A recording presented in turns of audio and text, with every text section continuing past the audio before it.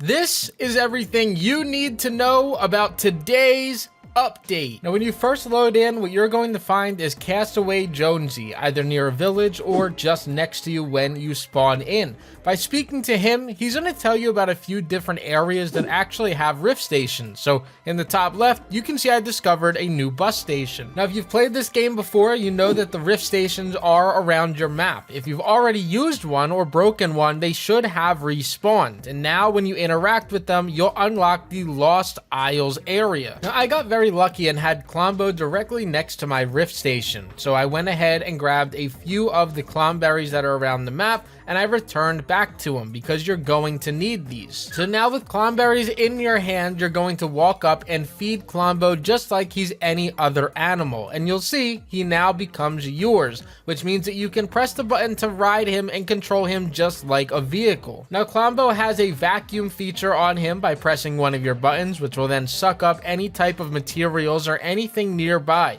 Now I don't believe this collects them for you, and the vacuum feature really should only be used when you're trying to pick up other Klomberries. Now you're also able to jump with Klombo and charge with him, and by charging you're actually able to do damage to other enemies while also breaking through different rocks, trees, and any other objects in the game. And finally, you have the launch feature, which turns Klombo into a launch pad for you and allows you to fly up in the air and then deploy your glider to go wherever you'd like on the map. Now Klombo does have an energy bar. You can see those blue little lights that are down there in the bottom right.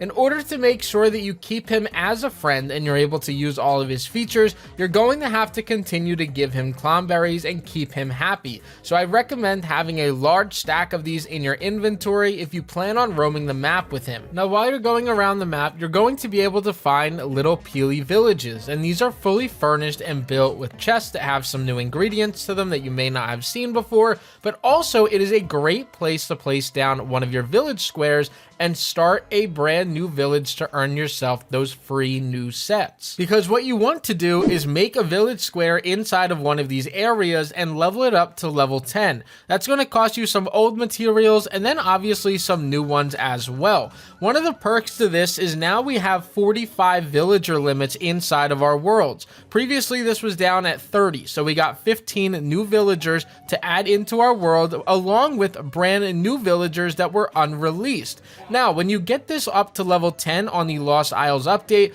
you're going to see that we get brand new build rewards as well. These were something I talked about in yesterday's video, but are brand new and completely free with the level 10 village. Now, you can also earn some free builds in the new LEGO Pass that has a free and a paid for section. If you're somebody that plans on buying all the rewards or buying into that LEGO Pass, please make sure to have code CRAFTYPLAYS inside of your supporter creator code, as it helps me out so much. Now, in order to find mahogany, you're going to go up to these trees that look just like jungle trees, and each one of these is going to drop multiple pieces of mahogany onto the floor. Red rock is just another look of granite, but it's red, so these are extremely easy to find. Emerald is also easy. You can find these inside of any of the grasslands caves that are on this brand new island. They're very bright green, so they're super easy to see. Now, gold is also inside of these caves. They just have, again, that tan or gold look to them on the side of these little areas,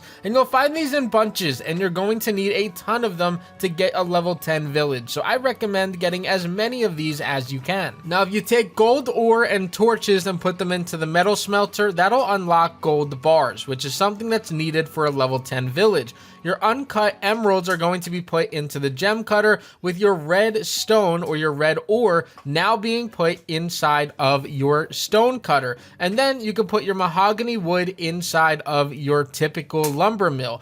Outside of that, there's really nothing new outside of those 4 workstations, but all of that is good to know. Now, you're going to need all of those items in order to unlock absolutely everything from your crafting bench. When you guys open up the crafting bench, you're going to see that there's a ton of brand new items in here. I talked about them yesterday, but you're going to have the Explorer's Machete now in every variant, as well as having the Pirate Machete or the Pirate Musket, and then the Flint Knock Pistol in every variant. You also get a throwing sphere, you also get a knockback shield, and many more little items. Now we also unlock the cannon. This is very cool because you can sit in it and operate it and shoot cannonballs, but you can also put yourself inside of the cannon and then launch yourself out of it. Now the distance is pretty far. You can actually launch pretty far inside of this. The only downside is that you cannot pull out your glider to travel even further distances. Now the flint pistol is very fun as it works exactly like it did inside of Battle Royale, where you can shoot it and then jump and you'll fly in the opposite direction.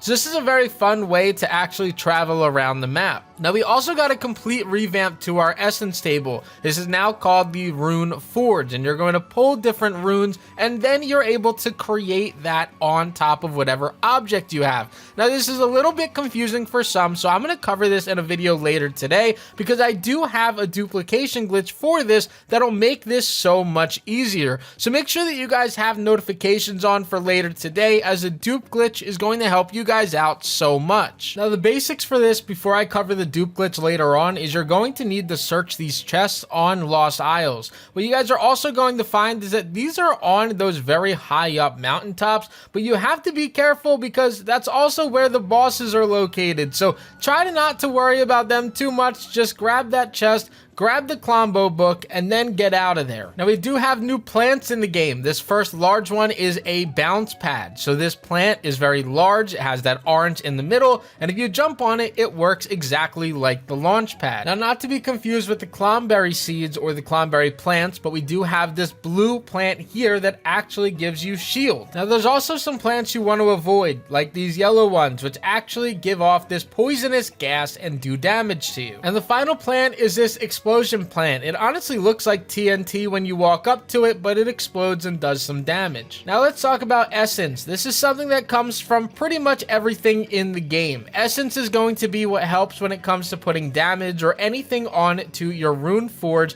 and any type of equipment that you have. Using the farm is a very good way to unlock a lot of essence and get it from this, although it does look like they nerfed this a little bit. But essence comes from breaking trees, killing enemies, and pretty much doing anything in the game. Now when you put essence on any of your items, you're going to see this brand new glowing and sparkle effect on each and every one of them. So whether it's triple damage, triple luck, or whatever you have, you're going to see this very nice little essence wrapped around all of your items. Now we obviously have brand new food items as well, and going into your grill or your oven and finding these on different various trees is going to be what gives you different boosts in the game. So I definitely recommend taking a look at some of these, as all of them will give you some sort of different boost to your player. Now there's still so much more to learn about LEGO Fortnite today, but right now this should serve as a very easy beginner's guide to most, if not all, things that are new in this game. There is still so much to do, so I'm going to have videos up every single day covering anything that we find inside of Lost Isles.